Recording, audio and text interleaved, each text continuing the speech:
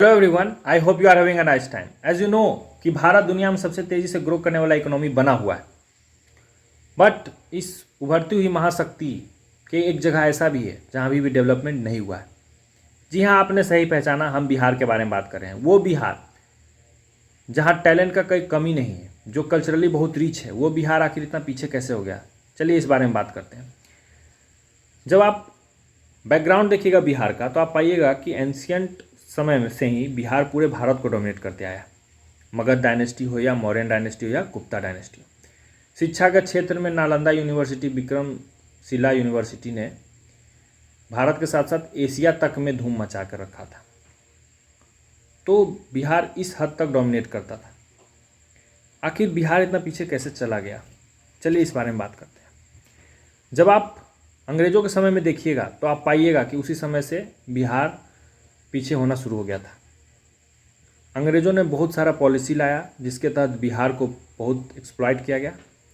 इसमें एक पॉलिसी था परमानेंट सेटलमेंट या जमींदारी सिस्टम। तो अनेकों पॉलिसी के कारण बिहार को एक्सप्लॉइट तो किया गया, बट बिहार में कोई इन्वेस्टमेंट नहीं हुआ डेवलपमेंट के लिए। तो बिहार का इससे बहुत नुकसान हुआ। और ये चीज़ यहीं नहीं रुका। जब भारत आज़ाद हुआ तो बिहार को बहुत फ़ायदा होना चाहिए था इसका इंडस्ट्री के मामले में, क्योंकि बिहार मिनरल रिच स्टेट था। बट ऐसा हुआ नहीं। फैक्ट्री जो बिहार में लगने वाला था वो कहीं और लग गया। आखिर ऐसा क्यों हुआ? फ्राइट इक्वलाइजेशन पॉलिसी लाया गया। उसके तहत ये हुआ कि आप कहीं भी मिनरल मंगा सकते हैं, केंद्र सरकार उसका पैसा देगा। तो बाकी कंपनियों ने सोचा कि यदि बिहार में फैक्ट्री लगाते हैं या जो मिनरल रिच जगह है वहाँ फैक्ट्री लगाते हैं तो वहाँ से ट्रांसपोर्ट करना मुश्किल होगा, क्योंकि रिसोर्स तो पहुँचा देगा सरकार, जब फिनिश्ड गुड होगा तब कैसे पहुँचाएंगे? वहाँ तो ज़्यादा खर्चा होगा। तो उन्होंने सोचा कि ऐसा जगह लगाते हैं जहाँ से फिनिश्ड गुड बेचना आसान हो, पहुँचाना कॉस्ट इफेक्टिव हो। तो उन्होंने कोस्टल एरियाज़ को चुना। इसके कारण भी बिहार को बहुत नुकसान हो गया। जो राज्य अभी बहुत बोलते हैं कि बिहार को इतना पैसा मिलता है, बिहार में इन्वेस्टमेंट ज़्यादा होता है, बिहार लोग फ़ायदा उठाता है, बिहारी लोग, उनको ये याद रखना चाहिए कि बिहार को भी बहुत नुकसान हुआ है। केंद्र सरकार कभी एक राज्य का फ़ायदा नहीं देखता, केंद्र सरकार ओवरऑल डेवलपमेंट देखता है। तो केंद्र सरकार ने उस समय सोचा कि बाकी राज्य को भी डेवलप किया जाए। उनको डर था कि कहीं यही 4-5 मिनरल रिसोर्स में जो रिच हैं वो राज्य ही डेवलप ना कर जाए। बट इसका हो गया उल्टा। उन्होंने सोचा था कि सब डेवलप करें, बट बिहार को उल्टा हो गया इसके लिए। तो आप लोगों को सोचना चाहिए कि जब बिहार को रिसोर्स मिले तो इस बारे में गलत ना सोचें।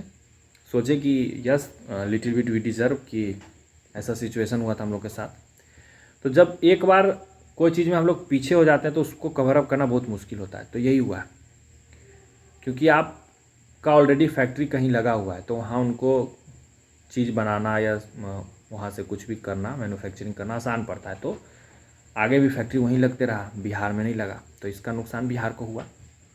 अब साथ के साथ बिहार ओवर डिपेंडेंट है एग्रीकल्चर पे। इसके कारण भी हम लोग कुछ और के बारे में सोचते नहीं हैं, तो ये भी एक नुकसान का कारण बना। और क्लाइमेट भी बहुत जिम्मेवार है। बिहार के नॉर्थ एरिया में फ्लड आता है, साउथ में सूखा होता है, तो एग्रीकल्चर में भी लोग सही से फ़ायदा नहीं उठा पाते हैं, जिसके कारण और जहाँ फ्लड आता है वहाँ भी बहुत कुछ डेवलपमेंट का किया नहीं जा सकता है। इसको डैम बना के नॉर्मल किया जा सकता था कि जहाँ फ्लड है उसका पानी सूखे वाला जगह पे ट्रांसफ़र किया जाए, बट ऐसा अभी तक कुछ हुआ नहीं है। मे बी आगे हो, I don't know, let's hope. साथ के साथ ओवर पॉपुलेशन बहुत ज़्यादा है, पॉपुलेशन डेंसिटी बहुत है बिहार का, जिसके कारण आपके पास एक तो पैसा कम है, ऊपर से बच्चे ज़्यादा हैं, तो रिसोर्स सही से तो क्वालिटी जो है आप नहीं दे पाइएगा, क्वालिटी एजुकेशन हो या कुछ भी, तो इसमें भी बिहार पीछे हो जाता है। ठीक है, तो ये भी एक गड़बड़ हो गया। फिर इंफ्रास्ट्रक्चर भी डेवलप नहीं है। इंफ्रास्ट्रक्चर इंडस्ट्री अभी धीरे धीरे डेवलप हो रहा है, बट उतना डेवलप नहीं हुआ बाकी जगह के यहाँ।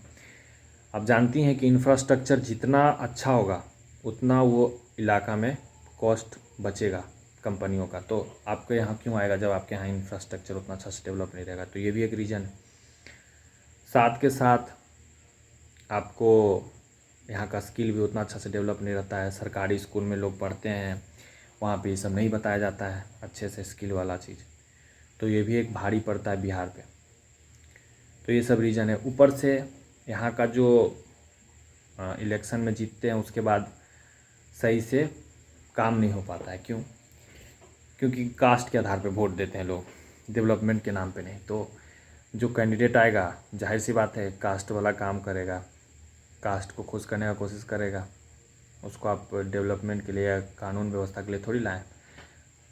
तो ये भी सब एक रीज़न है। तो अभी फ़िलहाल आशा का किरण दिख रहा है, क्योंकि अब लड़का लड़की सब ज़्यादा शिक्षित हो रहा है बिहार में, अलग अलग जगह पढ़ रहे हैं सही से, और डेवलपमेंट भी धीरे धीरे हो रहा है। थोड़ा थोड़ा छोटा छोटा फैक्ट्री डेवलप हो रहा है बिहार में। तो कहा जा सकता है कि आशा का किरण डेवलप है थोड़ा, और सरकार भी इस पर थोड़ा ध्यान दे रहा है। तो क्या कहा जा सकता है कंक्लूजन में? कंक्लूजन में ये कहा जा सकता है कि बिहार के जो पिछड़ापन है उसके लिए सिर्फ बिहारी जिम्मेवार नहीं, थोड़ा बहुत ही जिम्मेवार है। ज़्यादातर जिम्मेवार क्या? हिस्ट्री, पॉलिटिक्स और मिस्ड अपॉर्चुनिटीज़, ये सब ज़्यादा जिम्मेवार है। और उम्मीद करते हैं कि बिहार डेवलप करे, क्योंकि बिहार का डेवलपमेंट होना बहुत ज़रूरी है।